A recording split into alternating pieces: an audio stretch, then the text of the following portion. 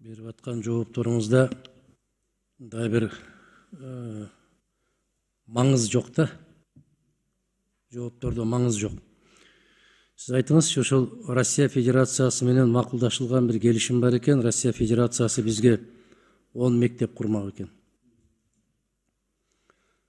Тажикстан менен бир учурда түзүлүп турдагы келишим, Тажикстанда 10 мектеп курулуп, аларга кошумча Россиянын эсебинен акчасы которулуп, акча төлөп берип, мугалимдери менен кошо иштеп атыптыр.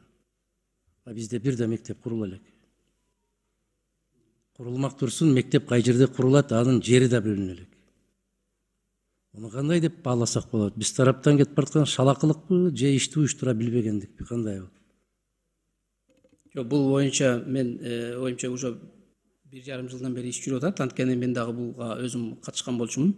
Азыр сөз 9 мектеп боюнча келишим боюнча сүйлөшүп атабыз. Анткени алар биринчиден өзлөрүнүн параметрлерин беришкен, кандай уровеньдеги мектеп курулушу мүмкүн деп. Анткени биз айтканбыз, бул Газпром кургандай школду мектеп бизге куруп берсеңиздер жакшы болот. Булар айтышкан, ал частный предприятие курду, андай биздин акчабыз жок, бирок силерди Тажикстанда курулгандай мектепти биз сиздерге куруп бергенге толук мүмкүнчүлүгүбүз бар деп. Ошон үчүн азыр 9 мектеп боюнча сүйлөшүү жүрүп атат. Азыр биз ошо мектептердин проектисин, жердин бөлүнүшүн баарын бергенбиз. Азыр биз ошо орустар тарап ошо проекттерди бекитип, анан бизге азыр соглашениени бериш керек. Ошол кол койгондон кийин буюрса быйыл же жылдын аягында бул ишке ашып калышы мүмкүн. Ал жөнүндө иш жүрүп атат. Биз расмий Федерация кеңешинин төрайымы Валентина Матвиенко менен жолуккан кезибизде айтты. Кыргыз тарап качан кыймылдайсыңар деп. Мен ошону уламайтып атам. Билебиз, алар менен дайым консультация кылып сүйлөшкөнбүз. Консультациянын дагы чеги болот да, 1,5 жылдан бери мени консультация кыласыңар. Консультациясы жок эле бузганды бузуп, курганды куруп эле атпайсыңар. Консультациясы ошол мектеп курабыз деген жерге келгенде эле консультация керек болуп калды. Жок, ал орустар тарапында өзүнүн процедурасы бар да, ички тараптан. Биз айтканда эртең келип куруп бер десе куруп берет да. Алар даяр экен. Ошону эске алыңыз. Биринчи. Экинчиси мына экспо боюнча. Өткөн жылы экспо өттү. Дүйнө дүңгүрөдү. Кыргыздар баягы эле балеге калган боз үйүбүздү барып тигип койдук. Анан айтып атасыз, карым катнашыбыз күчөп атат, аласа бересебиз көбөйүп атат. 30 жылдан бери болбогон окуялар болуп атат деп. Болгону 5 тонна жүк менен бардыңар. Ал дагы бал. Башка биздин Кыргызстандан ал жака алып барып берер нерсе жокпу? Мына сиз азыр өзүңүз айттыңыз. Кувейт тарап бизден эт сурап атат, Катар эт сурап атат.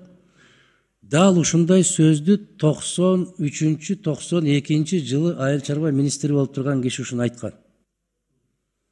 Ошону менен биз 11 миллион койду дүңүнөн сатып эле Кыргыз ит аягына чейин алтындан суу ичип жатып калганбыз. 11 миллион койду. Алар ошол тирүүлөй салмагыны $2,5 алат экен деп жарыя салып жогорку кеңеште. Мына ушундай бир дуулдаганбыз. Окуй Кыргызстан Борбордук Азиядагы эмес, СНГдагы эң миллионер өлкөгө айланып кетет экенбиз деп. Бале биздин чиновниктерди. Мына сиз айттыңыз азыр, бизге 100 тонна жумасына керек деп айтып атат деп. Азыр Шайлоо мырза айткандай сизге Кыргыз өкмөтүнө эмне тоскоолдук кылып атат? Ирилештирилген мамлекеттик чарба түзүүгө. Ошондо жайыттагы үнөмдү пайдаланмак, биздин асыл тукум койлор пайда болмок, уйлар пайда болмок. Мына Ош эт комбинатын билесиз да? Комсомолдо иштеп аттыңыз беле ал кезде сиз?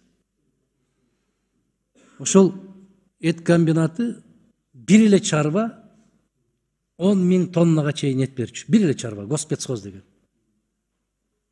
Асыл тукум букаларды бакчу, бордотуп семиртип, анан тапшырчу. Эмнеге ошолор түзсө болбойт азыр? Алар айтып атат, келгиле. Биз берели. А эмне үчүн насыяны ушул тарап калбайсыңар? Мына бергиле, азыр бизге $100 миллион бергиле, кийинки жыл эт менен кайтарып беребиз деп. Бул деген 3 эсе пайда эмеспи Кыргызстанга? Кайдагы жок насияларды алып келесиңер да. Эмнеге болбосун ушул азыр азык түлүк коопсуздугу чыгып атат.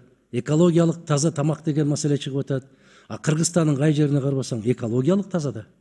Эти да, сүтү да, пиязы да, картошкасы да.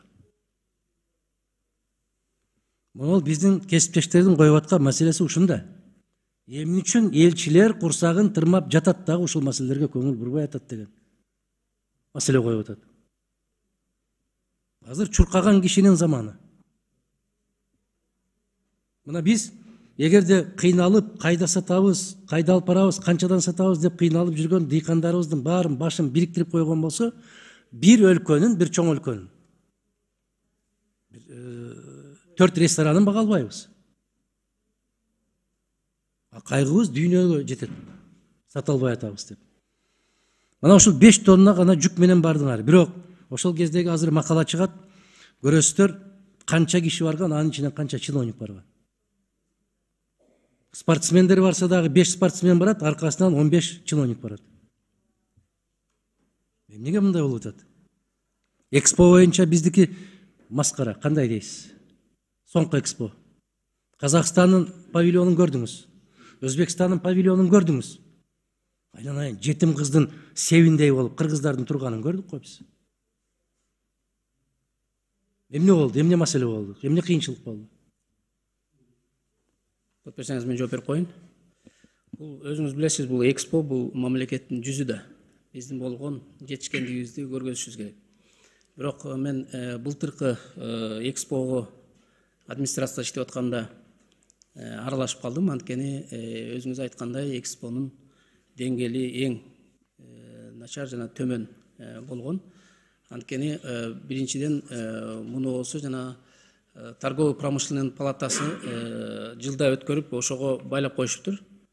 Анан биз баягы барып көргөндөн кийин аргасыздан өкмөт өзүнүн эксперттерин чакырып кошумча акча берип, анан анда кичине оңдогонго мүмкүнчүлүк болду. Мындай болушу мүмкүн эмес. Оңдолгондон кийинки кебете ошол. Ошо оңдогондон кийин более-менее кейпи. Ага чейин вообще киргенге мүмкүнчүлүк жок болчу.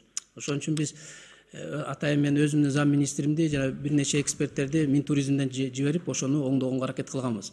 Эми мындан ары биз азыр жаңы жетекчиси келди, торгово-промышленный палатанын. Өткөндө жолугуп сүйлөштүк. Эмки экспо бул Японияда болот.